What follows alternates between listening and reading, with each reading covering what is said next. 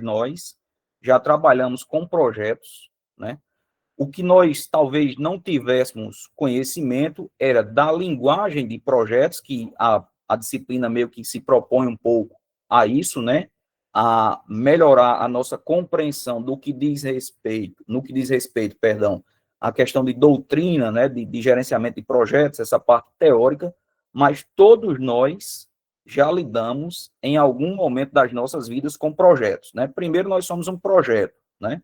Nós vimos lá que pela conceituação, e aí eu trouxe um material que é baseado, né, no PMBOK, né, que é instrumentalizado pelo Instituto de Gerenciamento de Projetos, né, o PMI, Project Management Institute, que é a referência em termos mundiais no que diz respeito a projetos. E o PMBOK, né, é como se fosse a Bíblia de projetos. Então, tudo que se tem acerca de conceituação de projetos vem do PMBOK. E aí eu trago para a nossa disciplina a proposta do PMBOK na sua 5ª edição, tá? Ele agora está na 7ª, muito provavelmente deva ser lançada a 8ª edição agora no final de dezembro, início de janeiro, né? O PMI é um instituto de gerenciamento de projetos, ele é americano, mas ele tem braços no mundo inteiro, né? Inclusive aqui no Brasil também,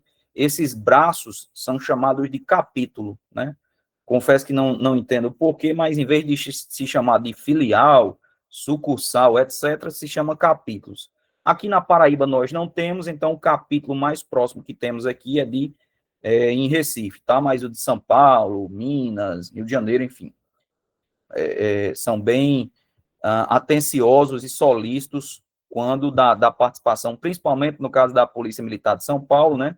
Eles têm um contato muito grande, muito intenso com o pessoal lá do capítulo de São Paulo. Então, nós trouxemos aí em forma de slides, né, a doutrina do Instituto de Gerenciamento de Projetos e colocamos também a 5ª edição, a 7ª edição, só para quem tiver curiosidade de desenvolver um pouco mais, né, se aprofundar aí nessa área. Aqueles vídeos que vocês assistiram e aos quais tiveram que submeter as resenhas, já mostra a evolução, né? E aí, acredito que hão de convir, né? Que houve uma ruptura, digamos assim, uma versão mais disruptiva da 6ª e principalmente da 7ª edição. Mas eu trago essa 5ª edição porque ela é mais conceitual para quem está tendo esse primeiro contato com a linguagem de projetos, ela é mais palatável, digamos assim, mais inteligível. Então, como eu dizia, projetos ele serve para a nossa vida e é da nossa vida. Por quê? Nossa vida, ela é um projeto, né?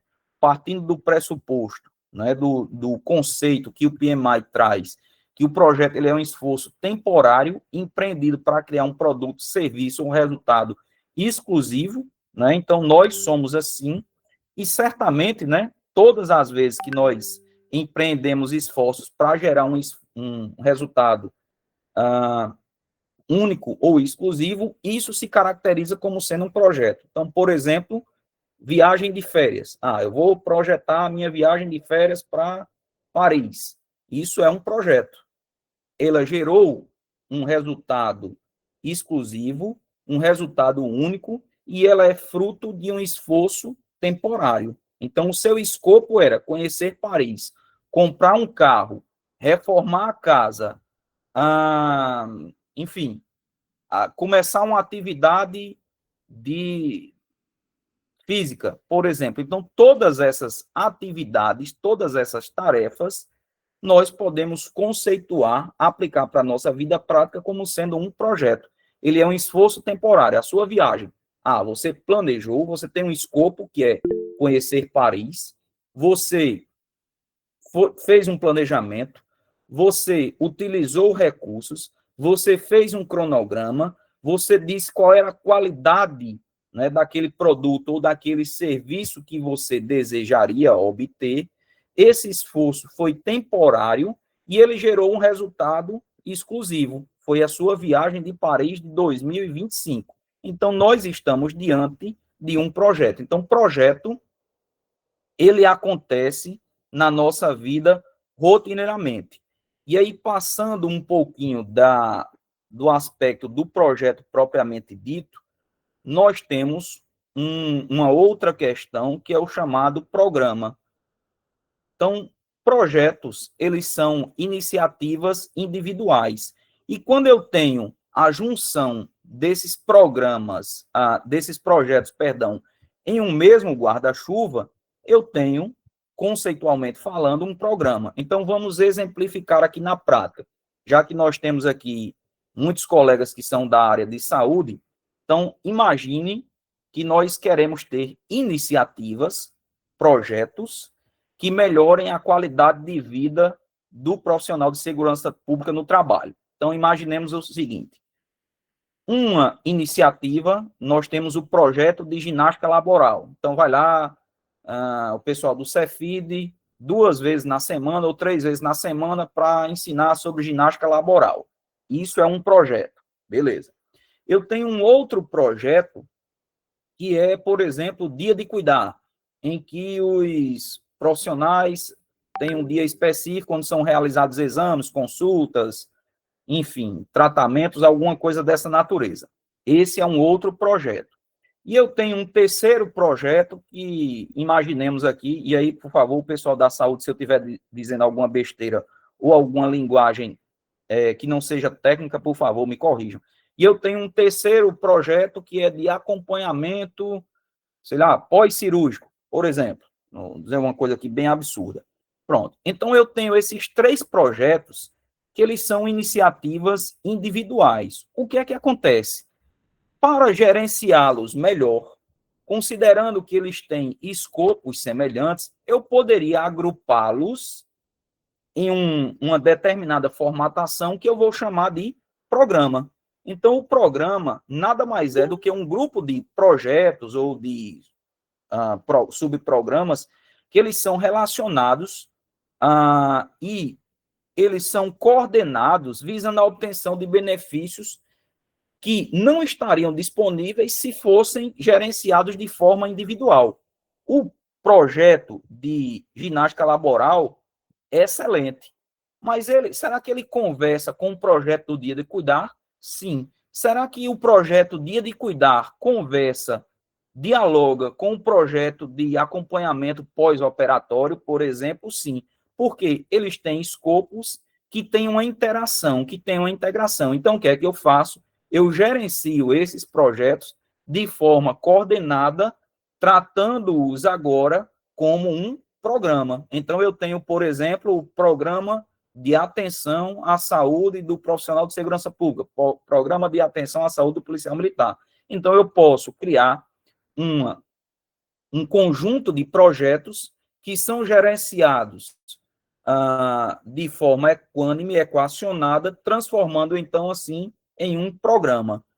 E a minha instituição, ou a minha diretoria, o meu setor, o meu departamento, pode ter um cardápio, um menu de vários programas ou um menu de vários projetos. A esse cardápio, a esse menu, em linguagem de projetos, a gente chama de portfólio, tá? Então, uma das equipes, ou mais de uma aí, tratou sobre emendas parlamentares lá quando foi falado sobre na atividade de fontes não onerosas de recursos. Então, por exemplo, eu posso chegar para o parlamentar e apresentar o meu cardápio, o meu menu, ou, em linguagem de projetos, o meu portfólio de projetos. Eu posso ter, por exemplo, projetos voltados à área de capacitação. Então, eu tenho lá um portfólio de cursos, uma carteira de cursos, uma série de cursos que o parlamentar pode patrocinar, vamos dizer assim. Mas eu tenho um outro portfólio, ou eu tenho um conjunto de projetos de melhoria da capacidade de instrumentalização de equipamentos não letais para a polícia militar. Aí, por exemplo, armas de incapacitação neuromuscular, munição de elastômero, granadas, etc, etc. Eu posso colocar isso no meu portfólio, porque eles são distintos, mas o meu portfólio é o meu menu, é o meu cardápio, tá? Então, a esse cardápio de projetos ou de programas, eu chamo de portfólio. Beleza, pessoal? Até então. E aí, o que é que acontece? Acho que tem alguém com a mão levantada. Socorro. Acho que Socorro está com a mão levantada. Salvo o melhor juiz aqui. Se não, se foi por engano, sem problema. E aí, o que é que acontece? Dentro da minha perspectiva de projeto, eu tenho 10, digamos assim, dimensões ou 10 áreas de interesse que eu tenho que me preocupar, né? O escopo. Primeiro, o que é que eu quero com o meu projeto? Onde é que eu quero chegar? O meu projeto é de construção de uma quadra poliesportiva no 1º Batalhão, por exemplo, tá? Então, o escopo que eu quero é isso. O que eu quero atingir com o meu projeto é possibilitar um espaço físico adequado para a prática de atividades esportivas no 1º Batalhão. Ponto. Esse é o meu escopo. Então, o meu esforço vai ser direcionado para atingir esse meu escopo. Qual é o tempo que eu tenho para executar esse meu projeto? Então, eu vou montar lá o meu cronograma. Lembrando que, como se trata de um projeto em que há uma contratação pública, eu tenho que levar em consideração todos aqueles fatores inerentes a uma licitação. É obra, eu já sei que vai demorar 1 ano e meio, 2 anos, por exemplo, tá? Só para exemplificar aqui. Custos. Quais são os custos que estão envolvidos no meu projeto? Quanto é que eu vou ter que gastar para atingir o meu escopo? Qualidade, né? Qual é a qualidade do material, do produto, do serviço que será exigido para o meu projeto? E, obviamente, quanto maior a qualidade, isso irá impactar diretamente também nos custos, tá?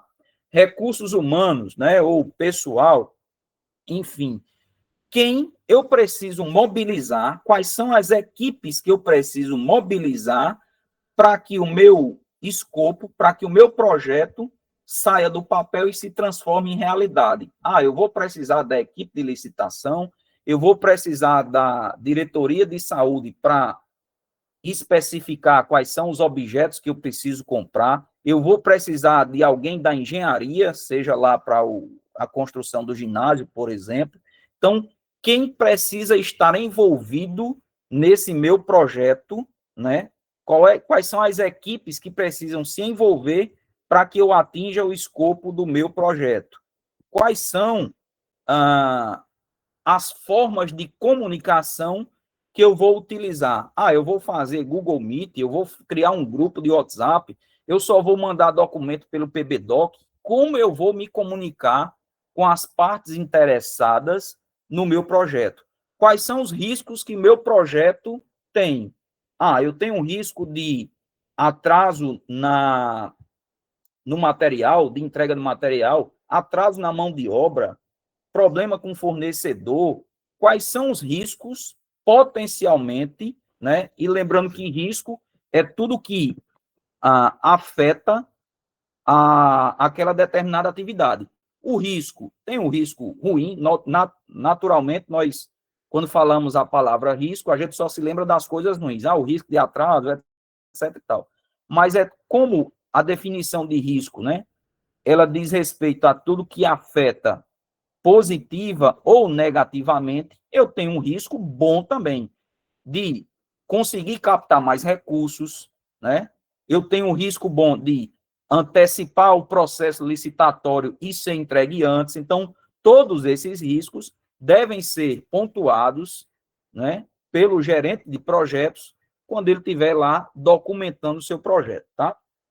Um outro aspecto também é a questão das aquisições, né? E até eu coloco um slide lá e em termos de linguagem de projetos, né, tem lá um último documento, né, o formulário de lições aprendidas, mas tem lá um termo de encerramento do projeto. Então, quando é que o projeto se encerra? Na nossa vida comum, né, vamos imaginar aqui que seja o ginásio, descerrou a placa, cortou a fita, teve a solenidade, todo mundo bateu palma, em tese, né, para a linguagem de projetos, né, aí você faz um relatório, né, um formulário de lições aprendidas, em tese, isso estaria resolvido. Do ponto de vista da doutrina de projetos, sim. Para nós, órgãos públicos, eu sempre costumo colocar aquela exclamação, aquela orientação que, como nós lidamos com recursos públicos, nós costumamos dizer que o projeto ele só se encerra com a aprovação das contas, não é nem a prestação de contas. Por quê? Porque, eventualmente, o Tribunal de Contas pode, quando da inspeção, da auditoria, ter o que eles chamam de achado de auditoria, e essas contas desse projeto, ou que fazem menção a esse projeto, serem eventualmente reprovadas. Então, assim, para a gente dormir sossegado, tranquilo, com a nossa cabeça no travesseiro, em paz, se tratando de projetos que utilizam recursos públicos, eu costumo orientar que a gente tem o encerramento do projeto efetivamente com a aprovação das contas públicas, né, daquele ordenador de despesas. E nós temos também as partes interessadas. Quem são as partes interessadas no projeto?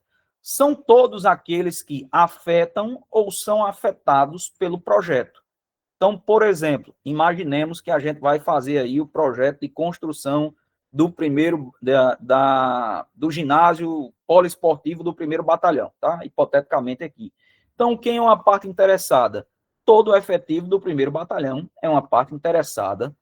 A vizinhança do primeiro batalhão pode ser uma parte interessada. Por quê? Porque no dia dos jogos, pode ser que falte estacionamento nas proximidades.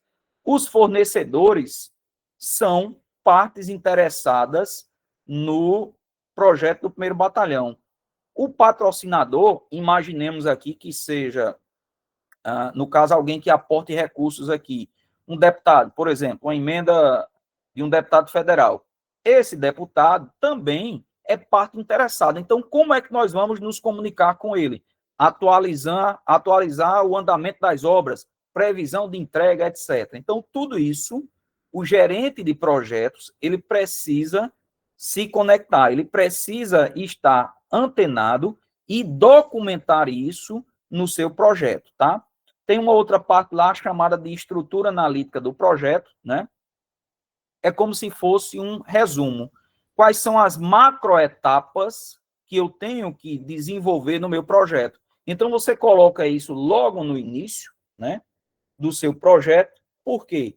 Porque você vai precisar revisitar esse quadro, essa foto, e dizer, olha, essa etapa aqui do meu projeto, ela está indo bem. Essa etapa aqui está atrasada. Então, qual é o esforço que eu tenho que empreender para que eu cumpra o cronograma do meu projeto? Então, você faz lá uma estrutura analítica do projeto, né? Nada mais é do que um macrofluxo, digamos assim. Você não vai detalhar todas as etapas, porque, por exemplo, só na etapa de aquisição, né, nós temos mais de 50 tarefas ao longo do processo de contratação, então ia ficar uma imagem muito poluída. Por isso que a estrutura analítica do projeto ela é um quadro resumido de macroetapas que você vai precisar fazer lá no seu projeto, né? E, como tudo na vida, né, o projeto também ele tem o seu ciclo de vida, né? O homem nasce, cresce, alguns se reproduzem e morrem, né? Não é o ciclo natural da nossa vida, né? Então, o projeto também ele vai ter uma sequência, né, de fases, né, que são geralmente nomes e números, né? A gente pontua fase 1, fase 2, fase 1.1, fase 1.1.1, etc. Então, essas fases do projeto, né, esse projeto ele vai passar por um ciclo de vida. Ele vai passar pela fase de iniciação, né? Beleza, decidimos, queremos, o que vamos fazer? Vamos fazer um ginásio poliesportivo no primeiro batalhão. Planejamento. Então, como é que a gente vai planejar? Quanto custa? Quais são as etapas que a gente tem que percorrer até a inauguração desse ginásio? Quem a gente precisa envolver? Quais são as estruturas, os órgãos, os setores da PM que precisam estar envolvidos para o planejamento dessa construção? Quais são os órgãos externos? Então, tudo isso a gente está delimitando lá na nossa fase de planejamento. Depois vem a fase de execução. Agora a gente licitou, o projeto está sendo construído, o ginásio está sendo construído, a gente tem um fiscal, tem um gestor, né? O fiscal está lá fiscalizando a obra, ela está sendo construída de acordo com os parâmetros que nós apontamos, está tudo indo dentro do cronograma, a gente está executando os pagamentos. Antes de inaugurar, vai ter um recebimento provisório, depois vai ter um recebimento definitivo, né? E tudo isso está lá na fase de execução. Mas ao longo desse processo todo, desse projeto, eu tenho também uma etapa, uma fase de controle. Então, a todo instante, eu estou checando, o cronograma está ok, eu me comuniquei com, por exemplo, o deputado que aportou a emenda, eu encaminhei os documentos que são necessários para o Tribunal de Contas, eu publiquei os documentos que são necessários do Diário Oficial. Então, essa fase de controle, ela vai do início e vai até o fim. E, ao final, né, eu tenho a fase de encerramento. O meu projeto, ele chegou ao fim atingindo o seu escopo, maravilha. Pode ser que, eventualmente, o meu projeto não atinja o seu escopo, né? Então, eu não consegui recurso suficiente e eu, entre aspas, abortei o projeto de construção do ginásio do 1º Batalhão. O projeto, ele é temporário. Os seus efeitos, eles são duradouros, né? Considerando que tudo deu certo, né? Seu projeto de construção chegou ao fim, inaugurou, e aí o ginásio vai durar 10, 20 anos. Mas o projeto da construção em si, ele é temporário. Ele foi um esforço temporário para gerar um resultado único. Você não terá o mesmo projeto, embora seja semelhante, com as características construtivas semelhantes de um ginásio no 2º Batalhão, porque o local é outro, o tempo é outro, enfim. Então, como você, no projeto, você gera um resultado exclusivo único, o seu projeto de construção do ginásio do 2º Batalhão é um projeto diferente do ginásio do 1º Batalhão. Embora, do ponto de vista estrutural, arquitetônico, de engenharia, a planta seja exatamente a mesma, mas são projetos distintos. E aí, só uma outra questão que eu até nem coloquei nos slides, mas daqui a pouco eu vou permitir aí as mãozinhas levantadas, tá? Só para eu não perder aqui o raciocínio. Eu nem coloquei nos slides, mas quando a gente passa de um projeto que ele é executado de forma contínua, eu saio de um projeto e passo a ter uma operação continuada. Então, imaginemos, né, que a gente queira implementar, de fato, aí o projeto de ginástica laboral lá no QCG, 3 vezes na semana, segunda, quarta e sexta. Então, você faz o levantamento do que é necessário, quais são os profissionais, qual é o horário que será aplicado, qual é o público-alvo, faz lá todo o seu projeto todo bonitinho.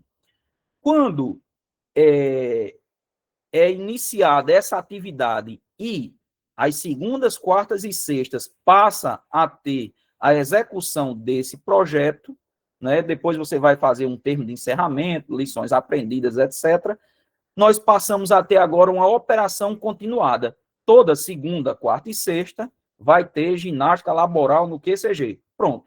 Segunda, quarta e sexta deixou de ser um projeto, né? O seu projeto de ginástica laboral deixou de ser, tecnicamente, na linguagem de projetos, como um projeto, porque o esforço agora ele não é mais temporário, ele é permanente. Se ele é permanente, ele deixou de ser um projeto e passou a ser uma operação continuada, tá?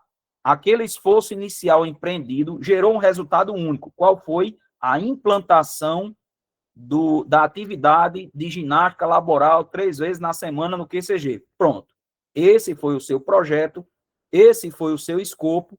Graças a Deus, o seu projeto teve a obtenção, chegou, né, ao resultado da obtenção do escopo e agora esse desenvolvimento passou a ser uma atividade continuada, uma operação continuada. Beleza, pessoal? Então, essa é a distinção, digamos assim, porque às vezes a gente coloca, agora acho que nem é mais, né, projeto cooperar, mas cooperar não, caminhar com saúde.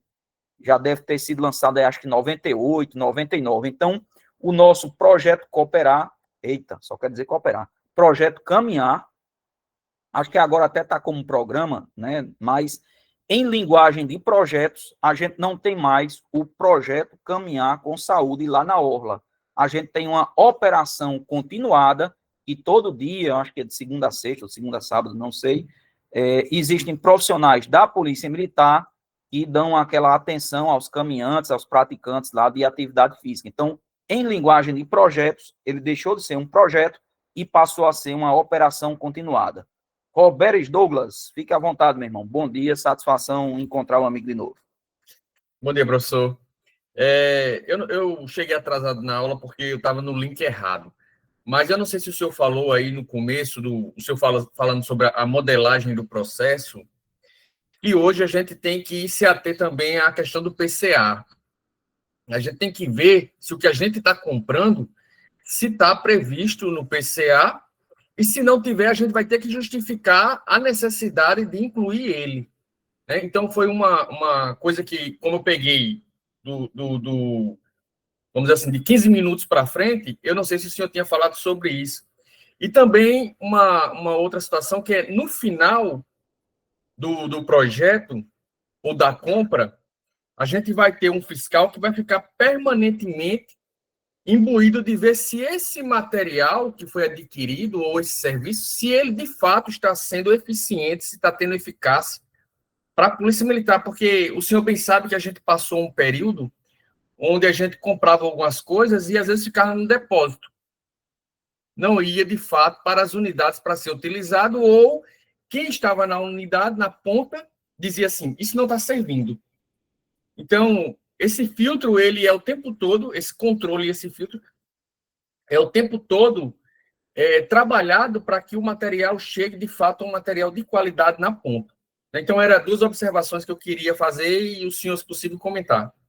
Perfeito. Obrigado, Roberto. Você com essa sua visão ímpar aí, né, de licitações, de contratações. Exatamente. Dentro da questão de projetos, né, nós temos um planejamento estratégico institucional e agora, de fato, né, nós estamos desenvolvendo o planejamento estratégico, né, da corporação, e os projetos é como se eles fossem degraus, né? Imagine que o planejamento estratégico é o topo da escada. Os projetos, eles são degraus que, juntos, eles levarão ao atingimento dos objetivos institucionais que foram apontados no planejamento estratégico. E aí, dentro dessa questão dos projetos, a questão do que nós tratamos sobre qualidade, aquisições, escopo, tudo isso, né? O gerente de projeto tem que estar conectado com as respectivas equipes que vão desencadear os esforços para que o objeto, para que o escopo do projeto ele se cumpra e perpassa, sim, justamente, no nosso caso, né, já que tratamos com recursos públicos, da questão da contratação pública e todos os seus requisitos. Nesse caso, em especial, né, como você frisou, né, da fiscalização e da gestão contratual. Por quê? Porque o meu escopo, o meu projeto, ele tem um escopo. Eu quero chegar num determinado patamar, num determinado local, atingir um determinado objetivo.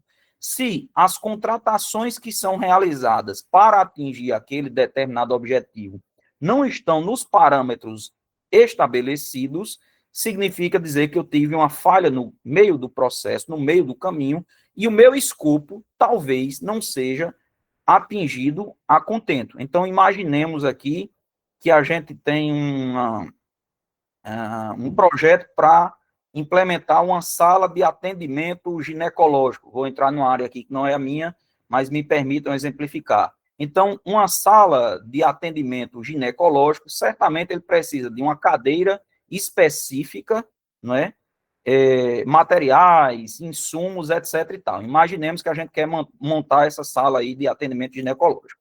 E aí o que é que acontece? Se o meu escopo é que eu tenha o atendimento, né, ao público feminino nas questões ginecológicas, eu preciso de determinados insumos.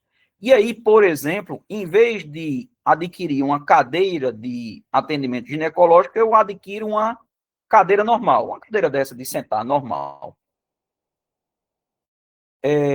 Não sou, obviamente, a pessoa mais indicada para falar isso, mas me parece que não é possível fazer o atendimento, ou será, assim, muito complexo, realizar um atendimento ginecológico com a mulher sentada numa cadeira normal. Então, o meu projeto de montar a sala de atenção à mulher, por exemplo, vamos dar aqui um nome de fantasia do nosso projeto, né? Sala de atenção à mulher.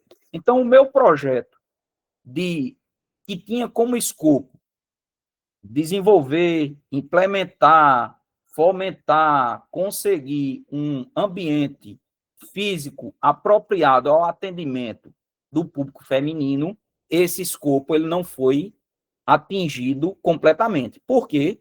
Porque a qualidade da contratação, né, não foi de acordo com aquilo que foi especificado, por exemplo. Então, esse meu projeto ele será encerrado, sim, porque projeto ele tem início, tem meio e tem fim. Agora, o meu projeto, ele atingiu o escopo, nesse caso, talvez parcialmente, ou até não, porque efetivamente a gente só tinha, entre aspas, as quatro paredes e todo o material, todos os insumos, os objetos, apetrechos, etc., não sei como é que chama aí na linguagem técnica médica, eles não foram atingidos com a qualidade que se esperava. Então, isso vai fazer com que o meu projeto ele não atinja o meu escopo. Naturalmente, a gente vai ter que encerrar o projeto, né?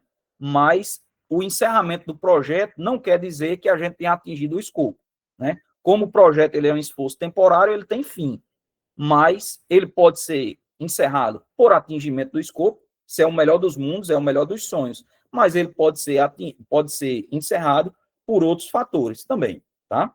Obrigado, Roberto, aí, não sei se consegui responder. Mais alguma dúvida, pessoal? Mais alguma observação aí, algum questionamento?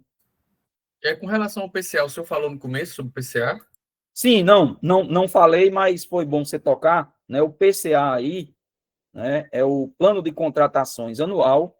Então, todos os anos, né, as unidades elas são instadas lá depois do Carnaval até o finalzinho de março, né, é aberto no sistema, no SIGPM, né, a antiga intranet, para que as unidades elas apontem quais são os itens que serão necessários para as contratações do ano seguinte. Então, em março desse ano, nós abrimos o sistema para que as unidades apontassem quais são os itens, os objetos, e aí o que for, né? De computador a munição, de algodão a fuzil, o que as unidades precisam para funcionar do ano de 2026. E aí, depois disso, é feita uma filtragem e, naturalmente, pessoal, claro que a gente não vai conseguir atender tudo, porque aí a ciência da administração já diz isso, né, que os recursos, eles são finitos, por isso a gente administra. Para os senhores terem uma ideia, né, o que as unidades pediram no ano passado era 22 vezes maior do que o nosso orçamento. Então, imagine o seu filho pedindo 22 pacotes de biscoito e você só tem dinheiro para comprar um, né? 21 não serão comprados. Então, é impossível, né, a gente atender a todas as demandas. Mas aí é feita uma escala de priorização, uma série de questões atreladas ao planejamento estratégico também, e aí, dentro das possibilidades orçamentárias financeiras, a gente vai buscando atender essas demandas. E daí a importância, né, do trabalho que vocês fizeram também, de como a gente pode conseguir alargar, ampliar, digamos assim, o nosso orçamento através de outras iniciativas. E aí vocês colocaram convênios, né, DER, emendas, fundo de direitos difusos, deixa eu ver se eu me lembro de alguma outra equipe aqui, acho que basicamente foram essas aí, né, mas, e como a gente acessaria? Claro, foi um trabalho mais de brainstorming, né, mas a gente, para acessar esses recursos, a gente teria que fazer, né, um projeto, enfim, mas foi só para aguçar, digamos assim, a curiosidade e ver, alargar um pouquinho o nosso conhecimento em relação à obtenção de recursos. Coronel Helder Alexandre. Bom dia. Eu só queria, já tem uma pergunta esclarecida, o PCA é plano de contratação anual. Essa seria a minha pergunta. E eu quero me intrometer um pouco para desejar os parabéns aqui pelo aniversário do Major Luciano, aluno que está presente na nossa aula do presente momento. Parabéns, Luciano. Maravilha, maravilha. Parabéns, Luciano, que Deus o abençoe, né, e multiplique seus anos de vida com graça, com paz, com saúde, né? É importante. E acho que respondi, né, Helder? PCA é plano de contratações anual, é uma obrigação legal para todas as instituições públicas do Poder Executivo, Legislativo e Judiciário Federal, Estadual e Municipal, em virtude da Lei 14.133 de 2021, que é a nova Lei de Licitações e Contratos, tá? A Constituição da República Federativa do Brasil, no artigo 37, inciso 21, diz que, salvo as exceções previstas em lei, todas as contratações públicas, né, compras, prestações de serviços, elas deverão ser precedidas de licitação. Então, antigamente tinha a lei 8666, né, de 93, e agora em 2021, né, teve uma nova lei que revoga a antiga lei 14.133, e ela determina que deverá ser feito um plano de contratações anual, inclusive esse plano de contratações anual, ele é público, ele é publicado, né, no site, no nosso caso aqui, da Secretaria de Administração e também no Portal Nacional de Contratações Públicas, né? Então, se você tiver curiosidade, não só da polícia, mas de qualquer outro órgão público, tem lá o plano de contratações anual e é de publicação obrigatória, sem senha, sem nada. É um instrumento de acompanhamento social também, né? E serve, obviamente, para prospectar, né? Então, o mercado ele fica de olho nisso também, porque ele já pode prospectar quais serão eventualmente as contratações que uma organização, uma instituição, ela eventualmente fará, né, no ano seguinte. Beleza? Mais dúvidas, pessoal? Mais alguma pergunta aí, mais algum esclarecimento que a gente possa tratar? Lembrando que hoje fecha o sistema, né, às 23h59. Por favor, não percam, né, o nosso momento festivo, vulgarmente conhecido como prova, né, que está aí no sistema. Não se esqueçam, não deixem para depois, feito o imposto de renda, porque às vezes dá um bug aí no sistema e pode dar problema, tá? Então, se não temos mais observações, muito obrigado, pessoal. Né, eu vou até deixar o meu contato aqui, eu sei que a maioria já tem, mas eventualmente alguém precisar, né? Coronel Nieber. Pois não, Aldomir. Aldomir, comandante. Mande, Mais meu irmão. uma vez, bom dia a todos. Comandante, parabenizar o senhor aí pela aula, muito explicativa, como sempre. Não é de agora que o senhor vem ministrando, nos ajudando, nos orientando como professor. Não é isso? Não é de agora. E eu gostaria de falar para o senhor que professor é aquele que marca página importante em nossas vidas. E a vida tem sentido quando a gente faz a diferença na vida do outro. E assim um amigo nessa caminhada, nesse seu trilhar, vem fazendo a diferença nas nossas vidas, como professor. Obrigado pela aula e vamos nos encontrar na vida. Parabéns. Amém. Obrigado, Aldomir. Para mim foi um prazer, né? Conhecer alguns aqui, né? Sobretudo os colegas aí do quadro de oficiais de saúde, né? Eu não tinha tido a oportunidade de estar em sala de aula, ainda que virtualmente, juntos, mas foi um prazer. E para os colegas aí do QOE, a maioria, né? Teve o desprazer de ser meu aluno, né? A gente já esquentei a cabeça aí de vocês muito, né? E caíram, né? De novo em minhas mãos, mas foi um prazer, né? Tá, ainda que virtualmente aqui em sala de aula com todos, né? Parece que foi ontem, né? O CHO, né? Acho que quem tem cabelos brancos aí, uns 2 ou 3, foi culpa minha, mas faz parte aí do aprendizado, né? Então a gente está aí à disposição, como eu sempre digo, o telefone está ligado 24 horas, no que precisarem, a gente está aí à disposição de todos. Um bom curso, né? Parabéns pelo desempenho, parabéns pelo afinco, né? Pelo serviço prestado à corporação também. Comandante? Pois não, Luciano.